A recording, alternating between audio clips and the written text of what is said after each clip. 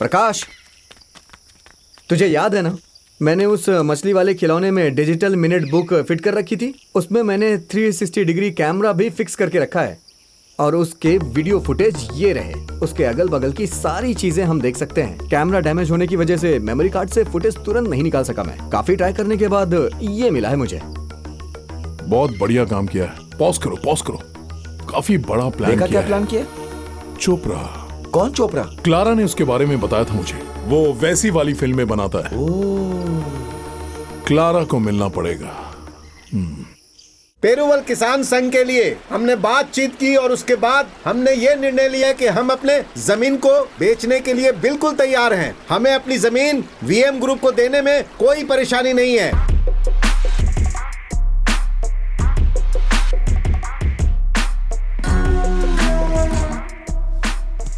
Oh come on Clara. कैसे हो चोपड़ा जी? लो कर लो बात। अब बताओ इन्हें मैं कौन हूँ? ये तो वही है। Oh strong body, Hindi Marathi, thin thick, milk chocolate, dark अंदर चॉकलेट। चलेंगे क्या? हम जो भी फिल्में बनाते हैं उसमें सबसे जरूरी हमारी कहानी होती है।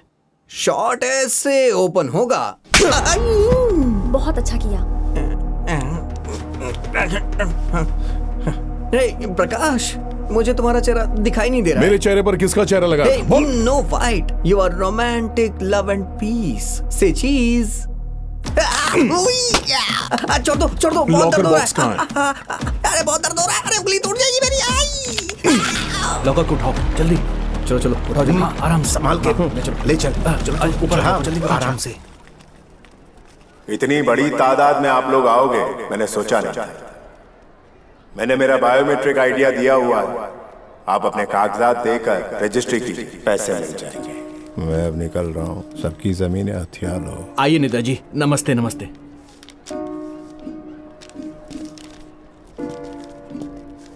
आप सहमत हो? साहब हमें 20 लाख रुपए दे रहे हैं, इसलिए मैं सहमत हूँ। बायोमेट्रिक वहाँ देकर जाना।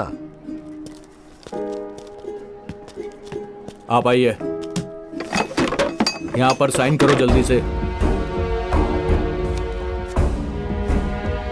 देखो इसमें सब कुछ उर्दू में लिखा हुआ है, तो क्या तुम्हें उर्दू समझ में आती है? इसको पढ़ पाओगे क्या? मुझे उर्दू भाषा बिल्कुल नहीं आती है, लेकिन मेरा भाई उर्दू बहुत अच्छी तरह जानता है। तुम्हें उर्दू आती है? मुझे पढ़ना लिखना और कविता लिखना भी आता है साहब। वर्दा मुड़ी साहब को तुम जमीन देने के लिए सहमत हो ना? हाँ सहमत हूँ। बेटा यहाँ लाइन में खड़े होकर मेरे पाँव दुख रहे हैं। नहीं बीच में नहीं, आप लाइन में आओ। लाइन लगाओ।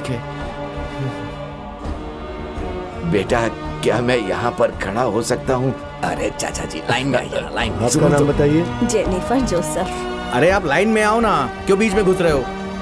पैसे को गिनती करके डालो। चलो ये लो।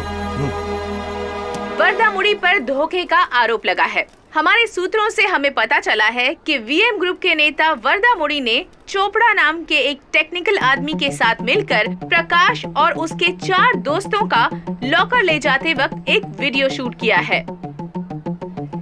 हमारे पास उनकी कुछ फुटेज भी लगी है, ये देखिए। इस कैमरे में सब कुछ रिकॉर्ड हो जाएगा। ओके, क्या बात है, टेक्नोलॉजी कितनी आगे बढ़ गई है। ओके चलो कैमरा ऑन करो।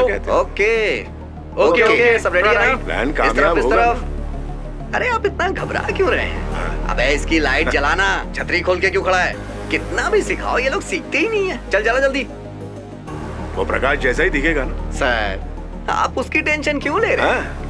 कंप्यूटर ग्राफिक्स टेक्नोलॉजी को आप अभी अच्छी तरह से जानते नहीं है सर। क्यों, सब कुछ रेडी है ना? सब रेडी है सर। सब कुछ तैयार है? टेक चालू करूं? मैं क्या कहता हूँ, वो प्रकाश। हेलो सर, आप इन्हें जानते नहीं हैं। Okay. Saddam Hussein video, bin Laden video, ये सारे वीडियो इन्होंने बनाए हैं। चलो सर पे फोकस करो। रेडी है सब? प्रकाश का चेहरा लगाओगे तो पेरूवाल मेरा हो जाएगा। Trust me.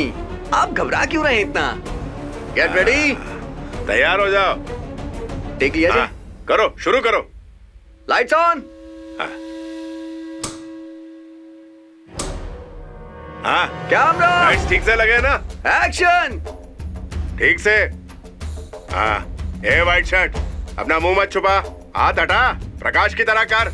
चल जल्दी। हाँ सही है। ठीक है। हाँ कैसा रहा? मुझे तो ठीक ही लगा। Got it?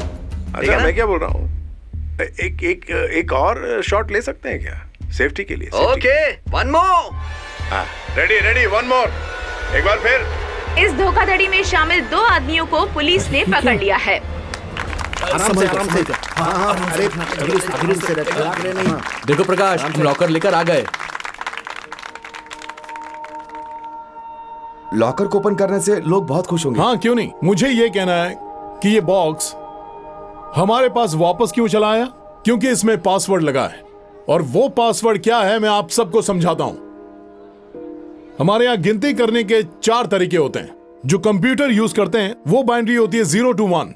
दूसरी पद्धति है संस्कृत पद्धति में होता है 8। ये शरीर 6 फीट का है, 2 हिस्सों में बटा हुआ है और उसका आधा है मेरे पैर। और फिर वो पद्धति जिसका इजाद किया गया है। अंग्रेजों ने 10 साल के बाद 16 की गिनती की और उसे कहते हैं हेक्साडेसिमल। नंबर डालो, बाइनरी 01, फिर संस्कृत पद्धति का 8, डेसिमल 10। अब 16 को बेस मानने वाला हेक्साडेसिमल F।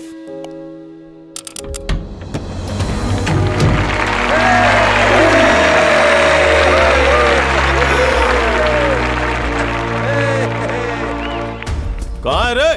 303 कहाँ चले गए सब लोग? आओ सब लोग। क्या हुआ सर? क्या हुआ सर? हमसे कोई गलती हो रही है, चलो। हाँ?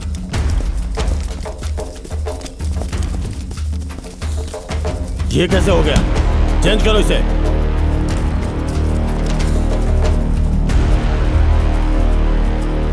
हमें इतिहास और देश के बारे में बहुत ही कम जानकारी होती है, इसीलिए सब कंफ्यूजन। अंग्रेजों को टैक्स देने के लिए बहुत सारी जमीन धोखेबाज जमींदारों के हाथ लग गई और वो सारी जमीनें उन लोगों ने अपने रिश्तेदार, दोस्त और नजदीकी लोगों में बांट दी। इसे कहते थे इनामदारी पद्धति। फर्ज करो कि ये धोखेबाज जमींदार का दोस्त है और इन्हें 500 एकड़ जमीन देनी। वो कहां से देंगे जमीन? गरीब किसान की जमीन छीनकर उसे दे देंगे। तो हमारे मद्रास प्रेसिडेंसी के अंदर लगभग 400 गांव थे। उनमें से आधे गांव की जमीन जो इनामदारी पद्धति से छीन ली गई थी, वही जमीनें फिर से किसानों को दी गई। उन्हीं गांवों में से एक हमारा भी गांव था और उसका मुख्य आधार है वो तामपत्र जो हमें मिला। वो तामपत्र मुझे दो। ये रहा। सुप्रीम कोर्ट भी इसे मानता है। अरे ये है क्या? पता नहीं। हाँ, वहाँ भी देना। हाँ वही तो सोच रहा हूँ। देखो अरे क्या है इसमें? इस तामपत्र में जो भी लिखा हुआ है वो तुम्हें दिए गए कागज में भी है। वो जमीनें हम तामपत्र के आधार से वापस पा सकते हैं। मुझे उम्मीद है कि आप सब समझ गए होंगे।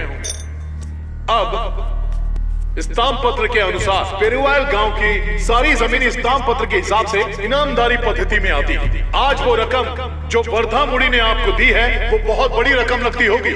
सुनाई नहीं दिया। मैं ये बोल रहा था, वर्धा मुड़ी ने जो पैसे दिए आज आपको शायद एक बड़ी रकम लगती होगी। 1 एकड़ के 20 लाख और 99 साल की लीज। अगर आप ठीक से हिसाब लगाओ तो एक दिन के होते हैं 55 रुपए। इससे अच्छा होगा कि हम रोज 1400 रुपए कमाएं। वो कैसे? हमने हमारी खेती में जो अनाज उगाया है उससे 1400 से ज्यादा आमदनी हुई है। हमने हमारी मेहनत से इस बंजर जमीन को बहुत उपजाऊ बनाया है और ये हमारा फर्ज है कि ये जमीन हम हमारे बच्चों को दें, ना कि उसे जो उन्हें बर्बाद करना चाहते हैं। आप जमीन उसे देंगे? नहीं देंगे। मैंने आपका वो एग्रीमेंट पढ़ा है।